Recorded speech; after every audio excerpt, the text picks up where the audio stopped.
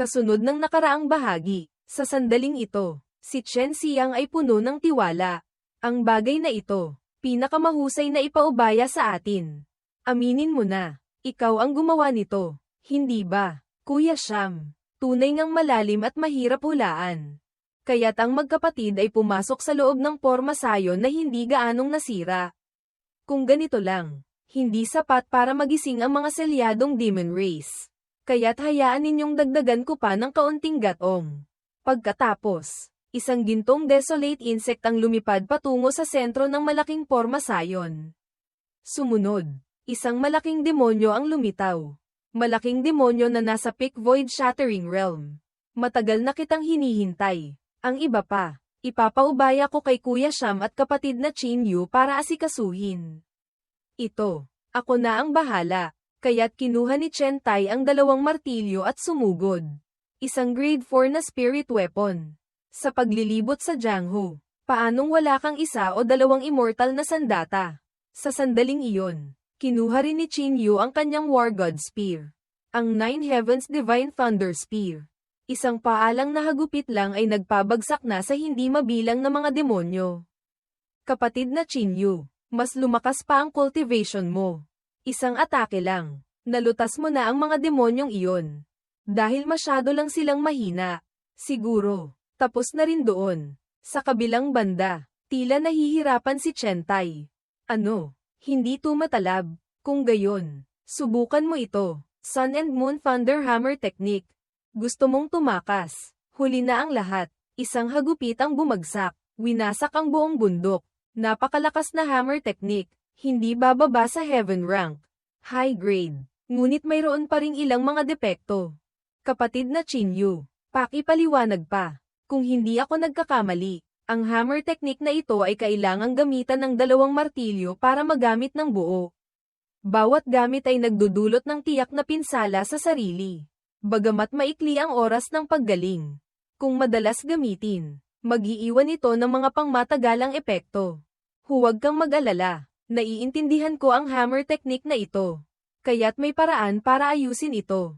Kung gayon, aasa ako sa iyo, kapatid na Chin Yu. Sa sandaling iyon, nakuha na rin ni Chen Tai ang puso ng malaking demonyo kanina. Sa pusong ito, makaka-breakthrough na ako, ngunit nang hawakan niya ito, biglang kumidlat at kumulog. Anong nangyayari? Paano ito nangyari? Malinaw na maliit na bahagi lang ang sinira ko. Bakit ngayon buong porma sayo na ang nasira? Mamatay kayong lahat. Isang dragon ang bumulusok mula sa langit. Nalinlang tayo sa paligsahan ng 8 dakilang dinastiya. Ang pinakamakikinabang ay si Chen Tai. Kung mamatay siya rito, lintik na Hao-Yu Imperial Family. Tunay ngang napakasama. Sa sandaling iyon, ang demonyong iyon ay nagpakawala ng kanyang spiritual power. Ang ganitong pressure, hindi lang ito Toaihukan, Void Shattering Realm. Malamang umabot na ito sa KNHT-kan, Unity Realm.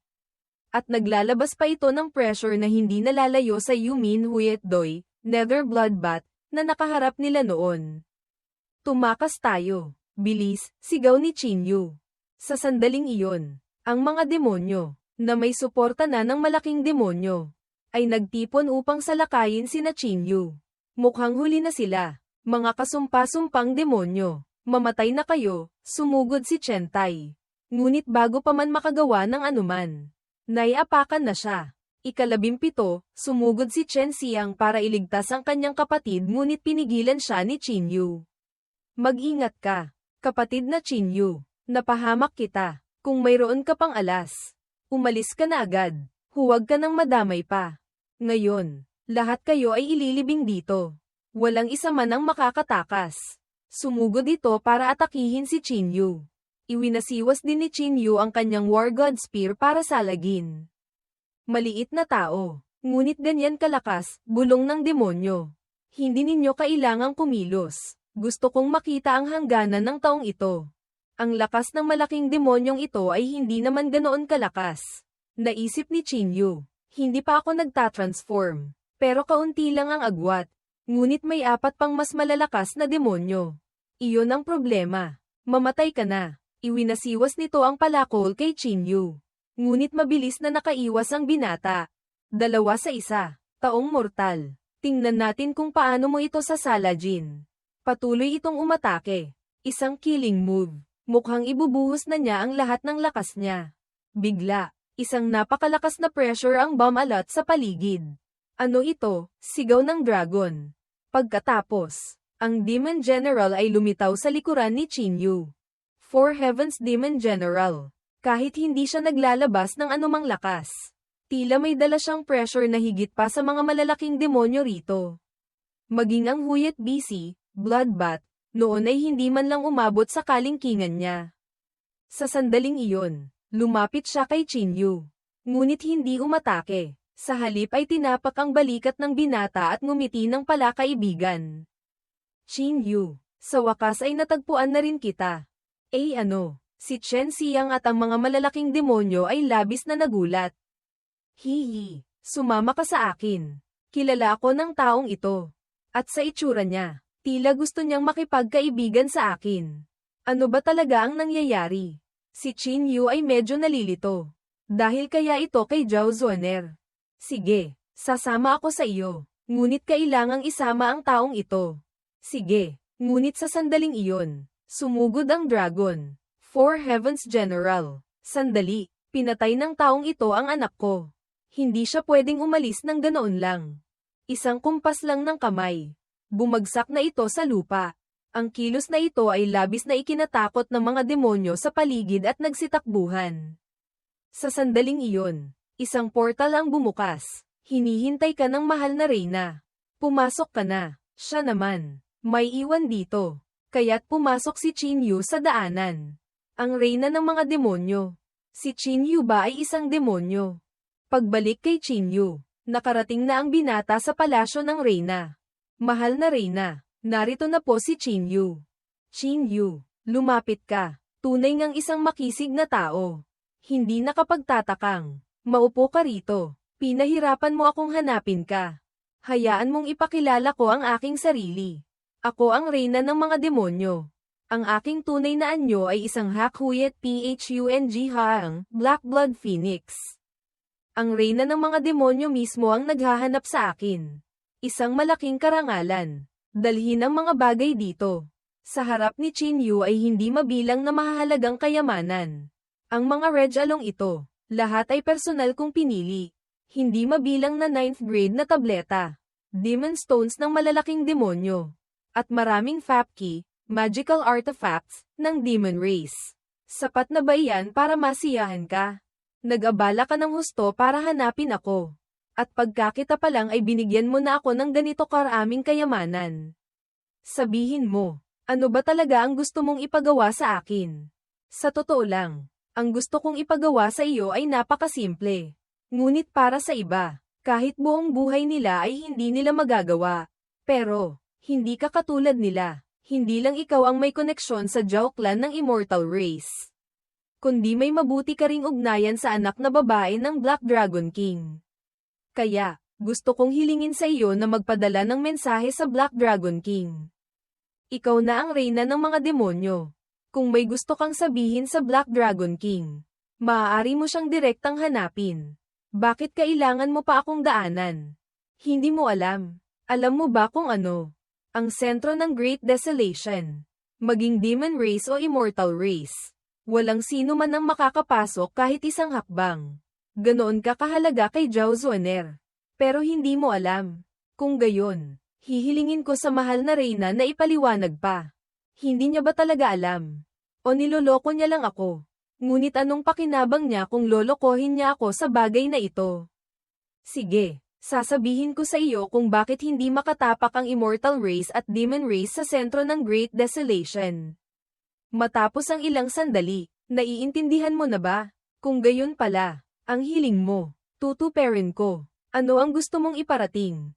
Sabihin mo sa Black Dragon King na payag akong makipagtulungan sa Desolate Race laban sa Immortal Race. Sinasabi mong gusto mong makipagtulungan sa Desolate Race. Hindi ka ba natatakot na sabihin ko ito kay Zhao Zuaner? Hindi mo gagawin iyon. Kung talagang sasabihin mo kay Zhao Zuaner, ibig sabihin ay nagkamali ako ng paghatol. Ha ha ha, nakakatuwa. Tunay na nakakatuwa. Tutulungan kitang iparating ang mensahe. Alam kong sasali ka sa paligsahan na inorganisa ng mga tao. Matutulungan kitang alisin lahat ng iyong kalaban. Hindi na kailangan. Ang mga iyon, hindi ko sila pinapansin. Kaya't kinuha ng binata ang lahat ng regalo at umalis. Sa sandaling iyon, biglang lumuhad ang reyna ng mga demonyo. Lolo, ang hiling ninyo, nagawa ko na po. Pagkatapos, isang misteryosong scroll ang lumitaw.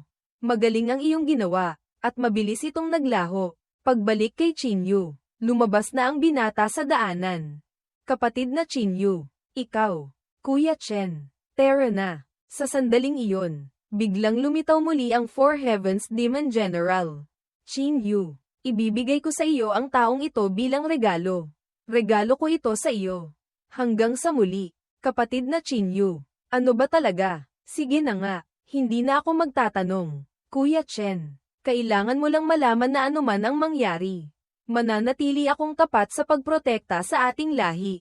Naniniwala ako sa iyo. Ngunit ang Hauyu Imperial Family, hinding-hindi ko sila palalampasin. Siyempre, ngunit, Kuya Chen, bakit hindi natin hintayin matapos ang paligsahan bago natin sila pagtuunan ng pansin? Ang Hauyu Saintes ay tuso. Mahirap makakuha ng impormasyon sa loob ng ilang araw na ito. Alam ko, magtitiis ako. Lumipat ang eksena sa bulwagan ng pagpupulong ng Hauyu Imperial Family. Sa sandaling ito, nakabalik na sina Chinyu. Sa pagkakataong ito, maraming salamat sa inyong dalawa sa pagtulong sa akin na ayusin ang kaguluhan sa Tai Xiaoshan, Ancient Demon Mountain. Haha, dapat kaming magpasalamat sa Hauyu Saintes.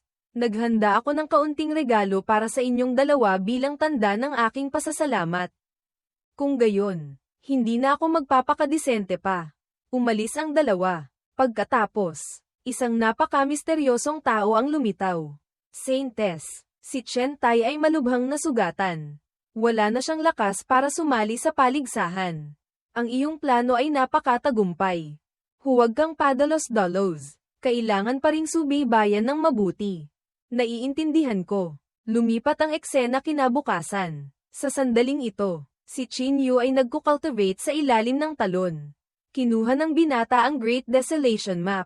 Pick Void Shattering Realm. Ito na ang sandali. Sige na, lumabas ka na. Tao Tai. Matapos ang ilang sandali, ay, nabigo, para maka-breakthrough sa Pick Void Shattering Realm. Kaunti na lang ang kulang.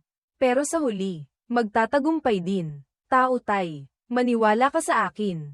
Hindi kita paghihintayin ng matagal. Sa sandaling iyon, tinawag ni Yetong si Chinyu. Chinyu, naitakda na ang araw ng laban. Kung naitakda na, edi naitakda na. Pwede bang kumalma ka ng kaunti? Anong kalma-kalma? Para kang matandang nagsasalita. Hindi na ako nagbibiro. Ang simula ng laban ay sa loob ng 20 araw. Magkakaroon ng malaking piging. Lahat ng martial artists na sasali ay magtitipon sa isang lugar. Chinyu, gusto mo bang pumunta? Wala akong interes sa mga ganyang bagay. Kung gusto mo, pumunta ka. Ingatan mo lang ang sarili mo. Bahala ka. Galit na umalis ang dalaga.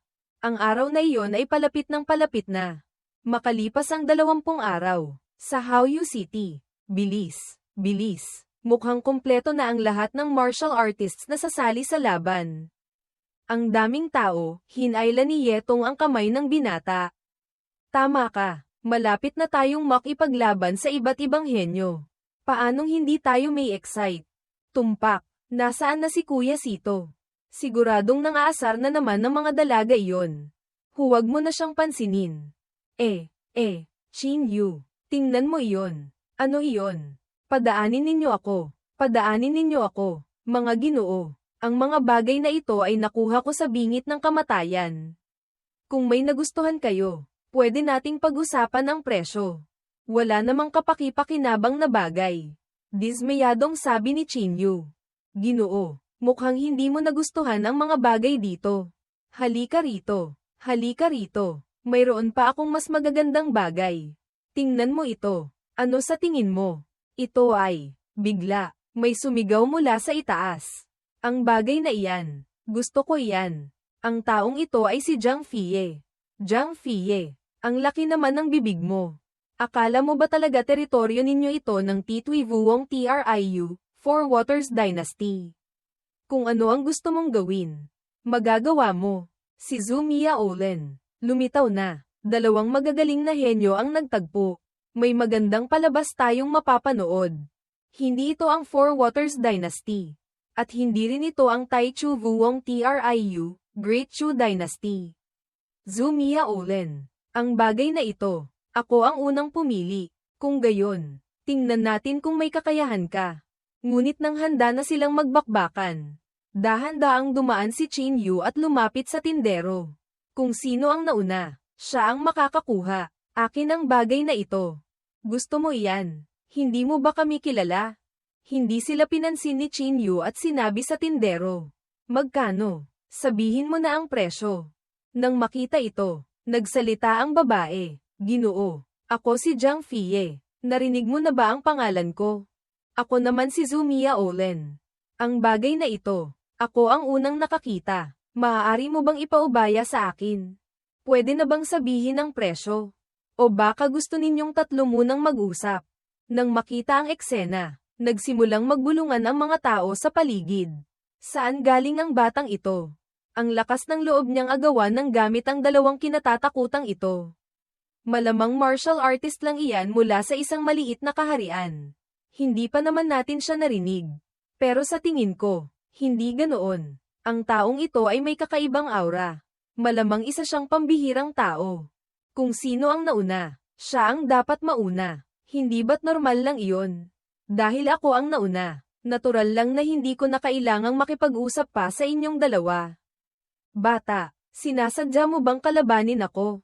Naiintindihan ko na. Gusto mong gamitin ang pangalan kong Zhang Fie para sumikat. Bata, kung iyan ang balak mo. Sinasabi ko sa iyo, nagkamali ka ng tao. Sa daan ng martial arts, kailangan ng tunay na lakas para sumikat. Kung gagamitin mo ang paraang ito, hahamakin ka lang. Sinasabi ko sa huling pagkakataon. Akin ang bagay na ito. Umalis ka na. Ikaw lang. May karapatan ka bang paalisin ako? Tumabi kayong lahat. Nagpakawala ng lakas si Zhang Fie. Ayos lang ba yan? Nag-aalalang tanong ni Qing Zhao. Huwag kang mag-alala. Kaya ko ito. Qin Yu. Paiyakan mo siya, sigaw ni Yetong. Gusto mo akong paiyakan? Gagawin ko ang lahat para labanan ka. Hindi ako gagamit ng immortal weapon para hindi mo masabing inaapi kita. Mas mabuti pang gamitin mo na. Kung hindi, baka mas malakas pa ang iyak mo. Pang-aasar ni Qin Yu. Kung gusto mong mamatay, pagbibigyan kita. Napakalakas. Ito ba ang lakas ng isang immortal weapon? Ang cultivation ni Zhang Fie. Tumaas na naman. Walang tigil siyang umatake. Ngunit si Qin Yu, gamit lang ang kamay, ay nasira lahat ng atake. Iyan lang ba? Sa sandaling iyon, ginamit niya ang kanyang Earth Rank martial skill. Ang Blood Flower Sword. Maraming pulang talulot ng bulaklak na parang dugo ang lumitaw at sumalakay kay Qin Yu. Ito ang sikat na teknik ni Zhang Fie. Ang Blood Flower Sword. Mukhang desidido na siyang gamitin ang kanyang killing move. Kayang salagin ang atake na iyan ni Zhang Fie. Ibig sabihin, hindi rin masama ang batang ito. Sayang lang, malapit na siyang mamatay. Sino ba talaga ang batang ito? Nandito ba siya para sumali sa paligsahan? Paanong naging ganito siya kademonyo? Hindi pwede. Kailangan kong i-report agad ito kay Master. Sa sandaling iyon, libu-libong talulot ng bulaklak ang nagsimulang sumalakay kay Qin Yu. Ngunit isang kumpas lang ng kamay. Nawasak ang teknik na ito. Kasabay ng isang sampal sa mukha ng dalaga. Natalo ako. Ganoon lang kadali. Paano ito nangyari? Isa akong henyo, bulong niya. Kaya pala hindi ko narinig ang pangalan mo sa nakaraang buhay. Bilang isang martial artist, hindi makayanan ng kaunting kabiguan. Nakatadhana ng hindi ka makakarating ng malayo. Si Zhang Fie, natulala sa pagkatalo, nagbulungan ng mga tao. Ano ang pinagmulan ng batang ito? Natalo si Zhang Fie sa isang iglap lang. Mukhang sa paligsahang ito, sigurado na siyang mananalo. Qin Yu, ang galing mo, papuri ni Yetong. Para malaman ng mga taong ito na may mas magaling pa sa magaling. Na ang universo ay malawak at may mas malawak pa. Sa sandaling iyon, bumalik si Chinyu sa tindero. Ngayon, pwede mo na bang sabihin ang presyo? Or regalo ko na sa iyo iyan. Kaya't umalis na sina Chinyu. Sa likuran, may dalawang maglolo na kanina pa nanunood. Master, mukhang maraming nakatagong talento sa paligsahang ito. Ang mundo ay malawak. Ang pinakaayaw natin ay ang maging palaka sa ilalim ng balon. Itong si Zhang Fie, itinuturing ang sarili na henyo. Ngunit hindi pa niya nakikita ang labas ng mundo. Tungkol naman sa binatang iyon, medyo hindi ko siya mabasa. Batang babae, mukhang siya ang magiging magandang hasaan para sa iyo. Hasaan, sana magdala siya ng kaunting saya sa akin. Tara na. Pagbalik sa grupo ni Chinyu, naglalakad ang binata nang may tumawag. Kapatid, sandali lang. Sa wakas, naabutan din kita. Ako si Feng Kang lang, isang lone cultivator. Feng Kang lang, magkakilala ba tayo? Hindi pa. Kung gayon, ano ang kailangan mo? Kapatid, gumagamit ka ng sibat. Tama. Oo, tama. Gumagamit din ako ng sibat. Sa totoo lang, matagal na akong pumunta sa Haoyu City. Nakipagpalitan na ako ng mga galaw sa maraming martial artists. Ang ikinadismaya ko ay ang kanilang mga sibat ay parang bulaklak sa hawla. Maganda tingnan ngunit walang silbi. Walang sino man ang nakapagbigay sa akin ng interes o pagnanais na lumaban. Ngunit ikaw, iba ka. Nakita ko kanina ang fighting spirit sa iyong katawan at ang spear intent na nakatago sa kaibuturan ng iyong mga mata. Siguradong isa kang karapat-dapat na kalaban. Kaya, sana ay makipagpalitan ka ng galaw sa akin. Kaya gusto mong makipaglaban sa akin. Iyon lang. Pasensya na. Wala akong interes. Kaya tumalikod si Chinyu at umalis. Tunay ngang isang taong mahirap lapitan. Young Master He lang. Anong ipag-uutos ninyo? Imbestigahan mo agad kung sino ang taong ito. Young Master, pwede bang manahimik ka muna? Palagi ka nalang naghahanap ng makakalaban. Ang cultivation mo, wala ka bang ideya kung gaano kalakas? Sino ang makakalaban sa iyo? Ang pakikipaglaban ay nasa estado ng pag-iisip. Isang paniniwala. Ano naman kung mataas ang cultivation ko? Hindi ko naman ginagamit ang cultivation ko para mang-api ng iba. Opo, tama po kayo. Mag-iimbestiga na po ako agad. Sandali, maghanda ka ng regalo para sa akin. Pagkatapos mong malaman ang tungkol sa taong ito, ibibigay ko ito sa kanya. Isang grade 4 na immortal weapon. Lumipat ang eksena sa likuran ng Haoyu City. Mga kapatid, may balita na. Kanina lang, si Zhang Fie, pinaiyak daw ng kung sino. Ano? Paano nangyari iyon? Kapatid, pwede kang kumain ng kung ano-ano. Pero hindi ka pwedeng magsalita ng kung ano-ano. Sino si Zhang Fie? Isa sa 4 na dakilang henyo. Isa rin siya sa inaasahang manggaguna sa paligsahang ito. Pinaiyak siya. Hindi mali, mukhang tanga ka. Kapatid, kung si Zhang Fie ay pinaiyak, kikilalanin kitang ama. Sa sandaling iyon, nakaupo malapit doon sina Chinyu. Ang bilis kumalat ng balita. Ano? Kailangan nyo ba talagang sumali sa chismis na iyan? Baka mauwi lang iyan sa maraming gulo. Biglang may lumitaw na dalaga. Kayo po ba si Chinyu? Binibini. Ano po ang kailangan ninyo? Ako po si Zhang Li. Binabati ko si Ginoong Qin. Zhang Li, wala ka bang relasyon kay Zhang Fie? Si Zhang Fie ay aking senior sister. KHM. Chinyu. Kami ni Qingzhao. Aalis muna. Hinayla ni Yetong si Qingzhao at mabilis na umalis. Nandito ka ba para ipaghiganti ang iyong senior sister? Ayon sa katwiran, ang aking senior sister ang unang nagkamali. Ngunit anuman ang mangyari, siya pa rin ang aking senior sister. Ang paggalaw mo sa kanya ay paggalaw na rin sa aming Zuan Shui sect. Ang senior sister kong ito, mula pagkabata ay palalo na. Hindi naiintindihan ang kasabihang may mas magaling pa sa magaling.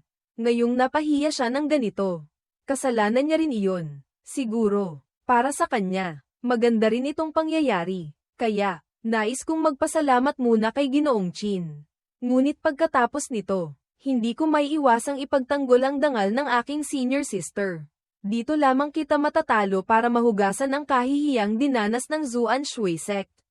Nagpakawala siya ng spiritual power. Ginoong Qin, tatanggapin mo ba ang hamon ko? Hindi ko akalaing si Qin Yu pala ang nagpaiyak kay Zhang Fei. At ang lakas pa ng loob niyang maglakad-lakad na parang walang nangyari. Ang kapal din ng mukha niya. Isa lang ang hiling ko. Huwag ka sanang umiyak tulad ng senior sister mo. Ginoong Qin, mas mabuti pang alalahanin mo ang sarili mo. Ang sword technique at cultivation. Tunay ngang mas malakas kaysa kay Zhang Fei.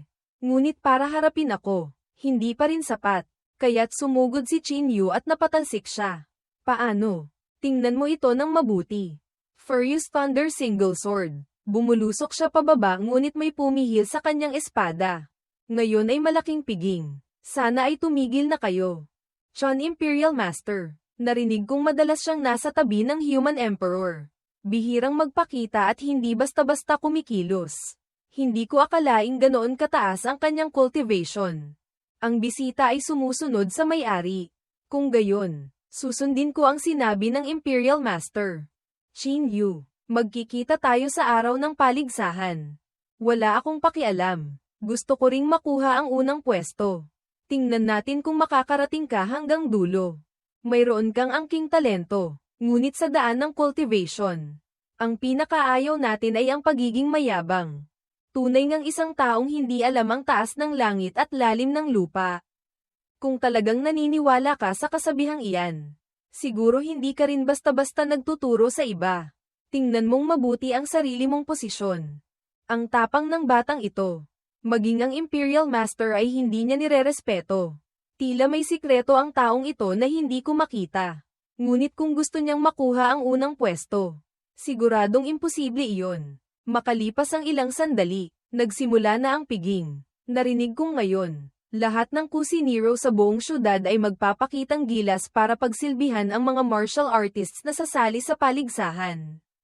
Hindi ko na mapigilan ang sarili ko. Qin Yu, naayos na ba? Lumitaw ang Imperial Master. Hindi na sila pwedeng maglaban pa. Ang mga pangkaraniwang pagkain ito. Maraming tao ang nagtitipon. Ano naman ang masarap dyan? Sa sandaling iyon, maraming makukulay na ibon ang pinakawalan. Ang daming tao sa Eastern Courtyard. Ang Imperial Master sa City Lord's Mansion ay naghanda ng espesyal na piging para sa mga martial artists na may makukulay na balahibo para matikman ang karne ng Desolate Beast. Napakagarbo. Ang Desolate Beast, na puno ng mga hiwaga ayon sa alamat, ay inihanda para sa piging. Kung may karne ng Desolate Beast na makakain, sino pa ang kakain ng mga ito? Kaya't nagunahan ang mga tao. Karne ng Desolate Beast, paparating na ako. Kaya pala, akala ko pa naman, paano makakasali sa paligsahan ang ganito karaming martial artists mula sa 8 bansa? Iyon pala, nagsimula na ang unang pagsubok. Tingnan ninyo ako, sumugod si Yetong para hamuli ng isa. Napakadali naman ng pagsubok na ito. Ngunit sa isang iglap lang, nawala ang ibon. Nawala. Anong nangyari? Ang mga ibong ito ay gawa sa spiritual power. Kapag nadikitan ng ibang spiritual power, mawawala sila. Naalala ko na. Ito ang Bash Thiutriuphung though, 100 birds paying homage to the Phoenix Scroll. Ang national treasure ng Houyu Dynasty. Kaya nitong lumikha ng libu-libong ibon. Hindi ko akalaing gagamitin ito bilang prop sa paligsahang ito. Hindi pwedeng gumamit ng spiritual power. Kung gayon, paano ito huhulihin? Mas mabuti pa ang pagkain ng mga kusinero sa mansyon. Sa sandaling iyon, natuklasan ni Qin Yu ang paraan kaya't tumalon siya at nakahuli ng isa. Tagumpay. Bilang isang martial artist, ang pagkawala ng tiwala sa sarili at pag-atres ay nangangahulugang pagkadiskwalipika. Lahat ng bumalik sa mansyon ay malamang na mawalan na ng karapatang sumali sa paligsahan.